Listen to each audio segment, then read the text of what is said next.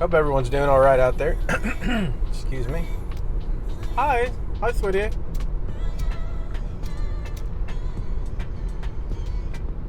Good Lord. This black chick was looking at me kind of like fresh. So I was like, hello, sweetie. Will you give my shoulders a massage, please? Thank you. I love you. That's what I need. I think what would really balance me out is if I had a black girlfriend or a black wife. Like, thick Louisiana, old school, Southern Baptist, heavy enriched black culture wife. That's what I need. If I had that in my life, you know, that girl wouldn't let me get comfortable at stupid shit at all. That's what I need.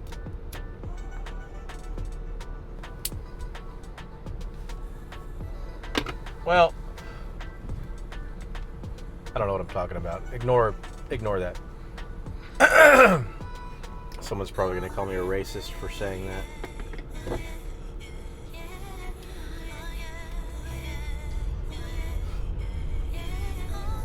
I went to Academy. I'm on the hunt for a ball cap. And all their ball caps were either custom fit, which is new. I mean, typically I thought you had to pretty much go to like the mall or something to get a custom fit hat. Well, apparently now Academy is stocking those. You know I don't like custom fit ball caps. And yeah, I tried one on and it was stupid. I threw it down. It was stupid. That's why I don't like these. And I threw it. And the old lady behind me was like, I don't care. I'm an ass. So I found some other hats I really liked, but they were mesh. Regular in the front, mesh in the back. Those are no bueno. It's fine if you're going to wear your hat frontward. It's fine if you're really going to like duck hunt or sit in a deer stand or if it needs to breathe. But mesh hats you look like an idiot when you're bald like me and you turn it backwards. All you see is a big gap of hat and then, you know, behind the mesh, a stupid bald head. Stupid ass bald head. It looks weird. Okay, it looks weird. It's akin to if you have a real thin beard and it doesn't even take a lot of light shining behind it for everyone to see right through your beard. That's kind of the closest thing I could compare that to. It's not a good look. I want to wear my hat backwards occasionally, so that pissed me off. And then I found a hat that fit. It was a Galloway brand hat, but it was all black. Tip to stern. And something about the fit. It was slightly touching my ears, even though it kind of fit well elsewhere. And I just didn't feel good about it. I didn't do that. And then the only hat that really I felt fit good and looked good was a brand called Gaylord. Gaylord. Like on Meet the Parents. Right? Gaylord Fokker. And all I could think about looking at that is, I'm not going to get away with it. I'm not weird. I am not going to wear this hat. That's what I thought. And so I didn't buy it. And I felt a little unhappy about the whole situation. I mean, it's hard enough finding jeans that fit me. Alright? So it's pretty upsetting. So I went to a barbecue place around the corner, and I've been there before. And I got half a pound of moist brisket. And when that guy cut it for me, he was like removing the bark. And I was like, sir, please, I like my bark. He was like, okay, no problem. And he cut more. He's a Mexican. Avato. Whatever. Colombian, perhaps. I don't know. I'm racist.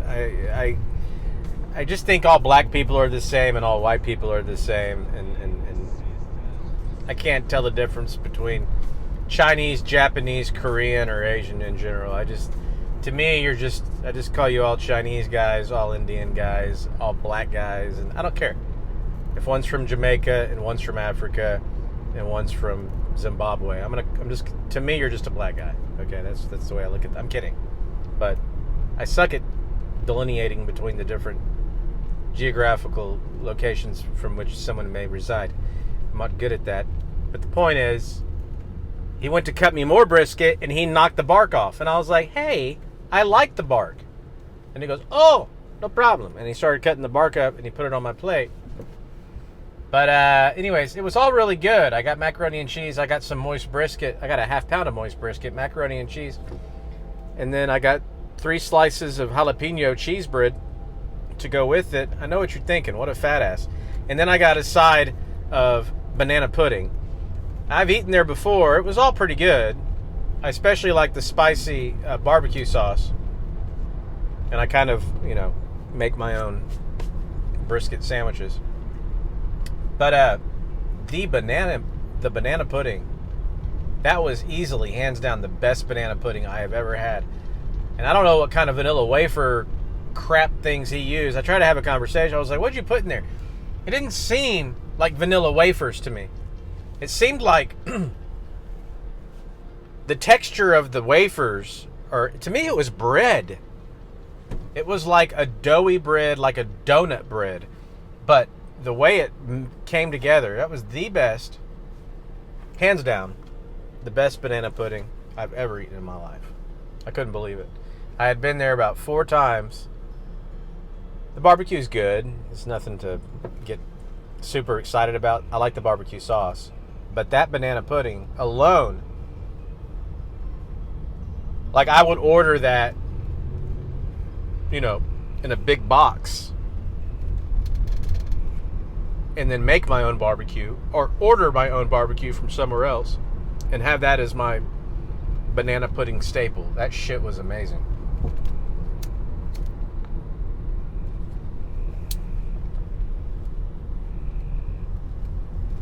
$30. I gave him a tip, a 10% tip. I mean, no one serves you. You stand on like a Luby's line and they just give it to you. And I didn't want to do a tip, but I hate those stupid things. He's like, okay, sir, on the next screen, do your thing. And I usually don't care. If no one's refilling my tea or bringing me my food or bussing my table or any of that crap, you typically give them a tip. I will never, ever not tip a delivery driver or not tip a waiter or a waitress. And I never tip under 20%, just for the record, ever. I wouldn't do that to somebody. I don't believe in it. It's a shitty thing. If you're not going to leave a tip, don't go out to eat. Just get it to go. But I gave him a 10% tip because he gave me puppy dog eyes. And he said something like, my little girl, Mija, is sick. She needs a surgery and operation. I was like, yeah, get 10%. God bless you, bro. Sorry to hear about your Mija. So I gave him a 10% tip. He didn't say that, but I could see it in his eyes.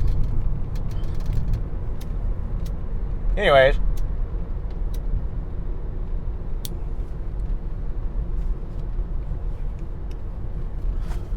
It's 86 degrees. My AC is kind of working right now.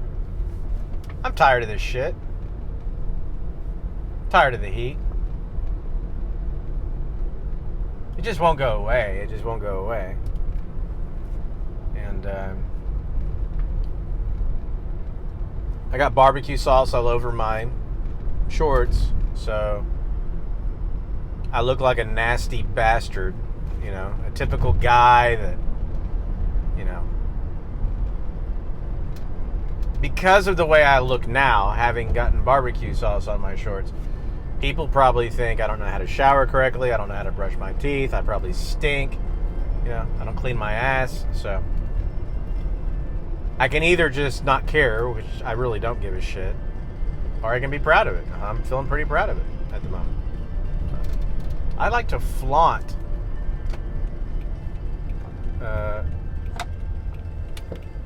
my unattractive dispositions. I flaunt those.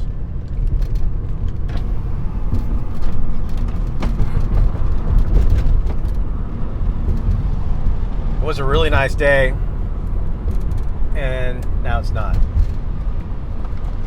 It sucks, as a matter of fact. It's hot. It just won't cool down here. The one day you saw me wearing my beanie, we had a cold front come through, and my car was blowing ice cold, and it was freezing in here, but I didn't want to touch it, because if I touch it, it's like, oh, okay, I'm not going to work anymore. And I just put my beanie on and put my hoodie on. It's not because the weather was cold. It was just cool. It was in the 70s, okay? It was like mid-70s, low 70s.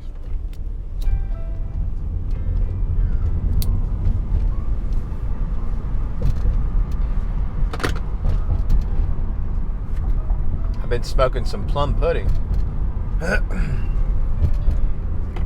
Loving it. Not loving it in this weather anymore. I loved it this morning. I love it on the way to work.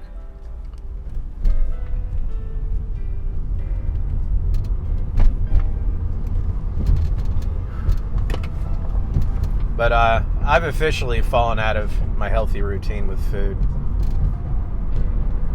It's been pretty bad.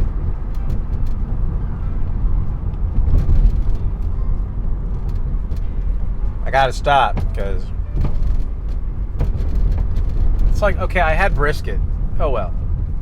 Who cares? That's fine. Yeah, there's gonna be sugar in the barbecue sauce. Okay. Then it's like 3 slices of bread, banana pudding. Really? Was that necessary? Macaroni and cheese. Did I say I had macaroni and cheese? Well, I did. I had a side of macaroni and cheese. It wasn't small. Okay, it wasn't one of those big things, but it was definitely not like a tiny little, drive-through fast food size. And it's embarrassing. I mean, I came in, there was a big black man in front of me. Big, plump black man, and I ordered twice the amount of food he ate, and I ate it in half the time he ate his meal. Okay, it's embarrassing the way I consume food. There's probably, I'm just going to be honest with you, there's not one of you out there that could probably out-eat me. And you wouldn't know that. You'd be like, you're a little popcorn fart. You can't eat. I would eat you under the table. Okay? I order large pizzas, and I consume them. I can eat a whole large deep dish pizza and then start looking for cookies. I do that. And I'm not talking about, I'm feeling nauseous. Because I told you I could do this, now I'm gonna force myself to eat these last 2 or 3 slices. No, you don't understand. I will consume an entire large pizza and look around for other food and go, well, I guess I've had enough food. And I'm not a fat ass or anything. I can put it down.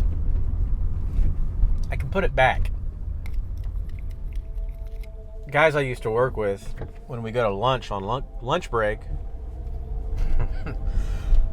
one day we went through Whataburger, and I got a number 2 with cheese with a large fry and a drink, and then I got an extra burger on the side, okay, because I'm a fat ass.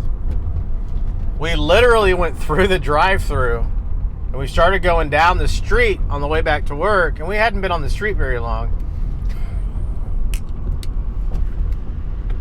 And I started crumpling up my bag, and the driver was like, holy shit, did you just eat all that? I was like, yeah. What? I want to smoke cigarettes. Back when I used to smoke cigarettes. He was like, oh my God. It's pretty bad. And my brother, he's just that exact same way. Like, I slowed down. If you saw me eating, like if there was a spy camera in my apartment or in my room when I'm eating, you would think, oh my God, this guy hasn't eaten in like 3 days. He is starving. Alright. It's dinner. It's my 3rd meal that day. I'm actually doing pretty good. I probably don't even need any more food. Okay? So. Just saying.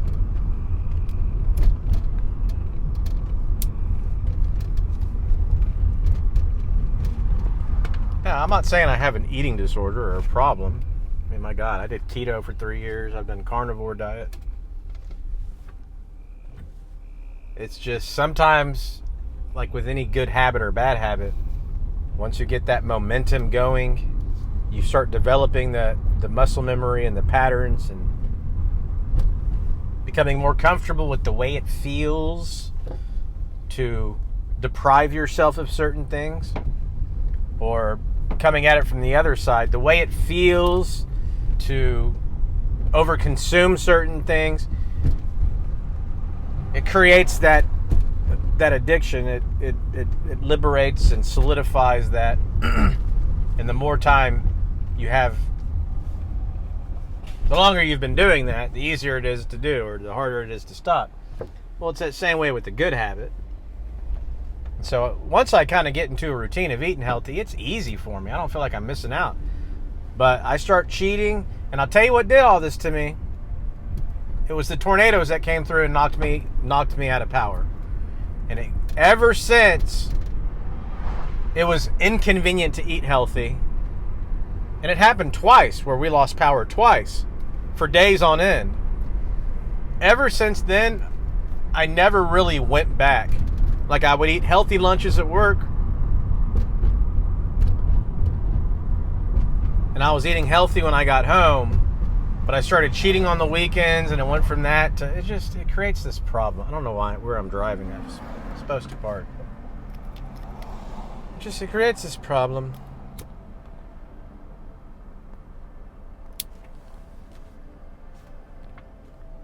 It's so hot.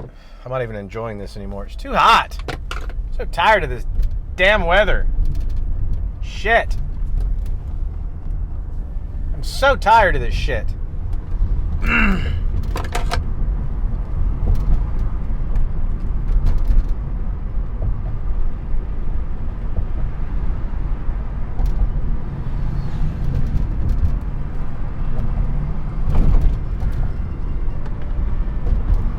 People don't know who've never lived in the South. Like, Potter Piper used to live in Florida. He knows exactly what I'm talking about. It's not just hot. It's a sauna. It's wet. It sticks to you. It permeates your clothes. You're oily and wet. It sucks. It's tropical. People don't realize that. You live in Texas. Yes, it's a fucking jungle. It's tropical. Excuse my cussing. It sucks. I hate it.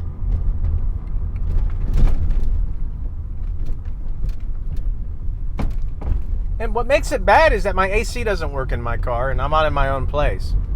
Like, I'm used to it. Just nothing's lining up. Things haven't lined up for so long that I know everything is going to line up all at once for me. Come here shortly. And I'm going to come on here one day, and I'm just probably going to be a multi-millionaire, and I'll be back in my own place. And you'll be like, good Lord, what happened to you? Just all lined up, baby. All of it lined up. God blessed me. I fully expect that to happen because... I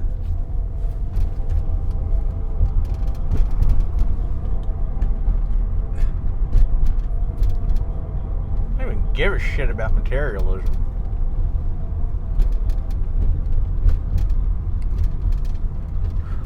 The only thing I'd ever spend a lot of money on, even if I were friggin' wealthy, the only thing in my life that I would actually spend real money on outside of necessities, like I have to have an automobile, I have to have a place to live.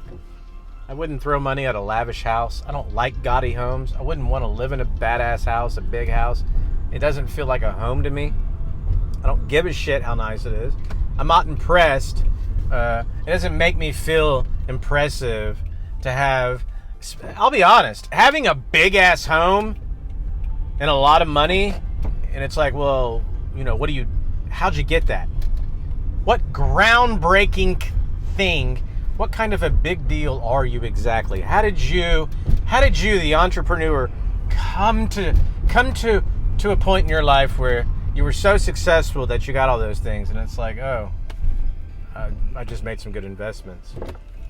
Well, I mean, that's good, but it's not like, I'm not like Elon Musk over here. I would have no form of reference or compatibility with my neighbors living in a badass neighborhood, like right next to Joel Osteen or something. It's like I wouldn't be able to relate to these people. I don't want them as my neighbors. I'm sorry. I know that sounds judgmental, and I know that just because you have money doesn't mean you can't be down to earth, because you can be. I'm just saying, I'd always be the douchebag next door that hit the lotto, and no one would want to talk to me. Not that I could even see them. I'd have such a big fucking property lot that I would never even see them. Wouldn't matter. God, it's miserable. Fuck this. Ugh.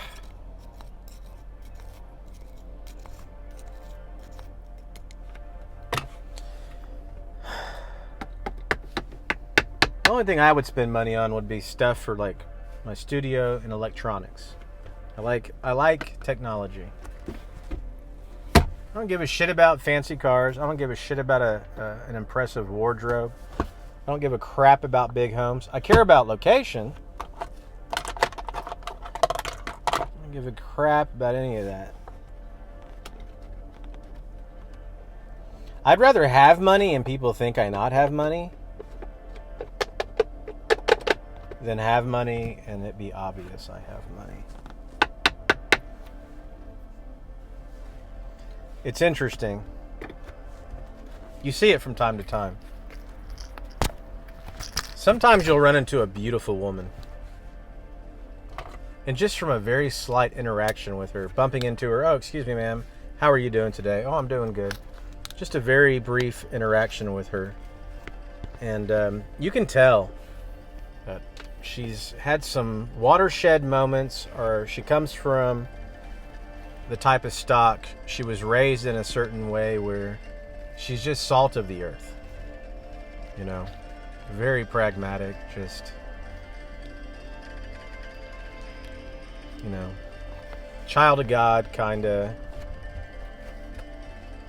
She doesn't evaluate her self-worth by something as superficial and as stupid as, I am a beautiful woman.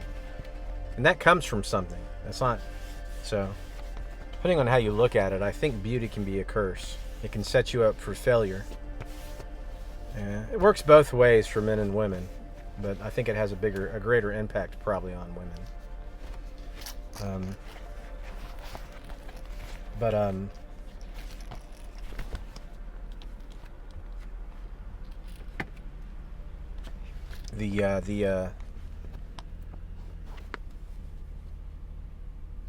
I forgot what I was relating that to. Shit! I'm not even smoking weed, and I have no frame of reference for where it was. God. I hate this heat. It's windy, though. That feels good.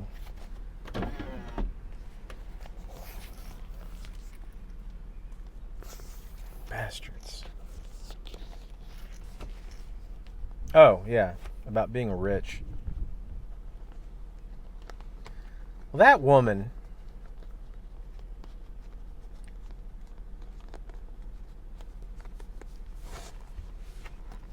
if she's not shrewd, if she doesn't have a natural insight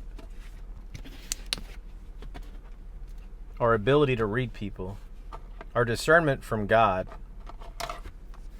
she's not going to really be able to tell who likes her for her as a man or who just wants to get into her pants. And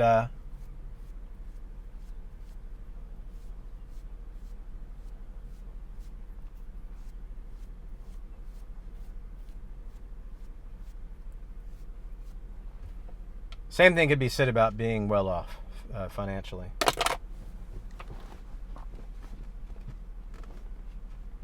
For a guy.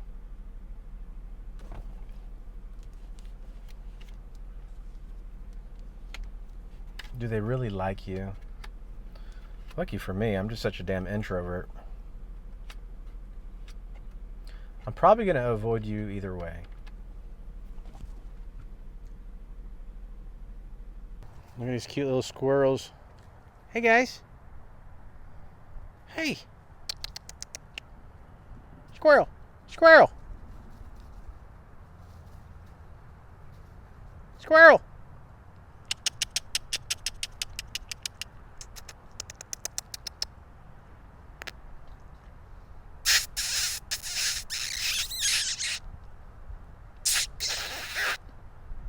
That got his attention.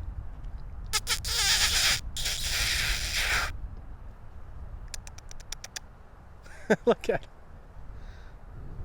Yeah, okay.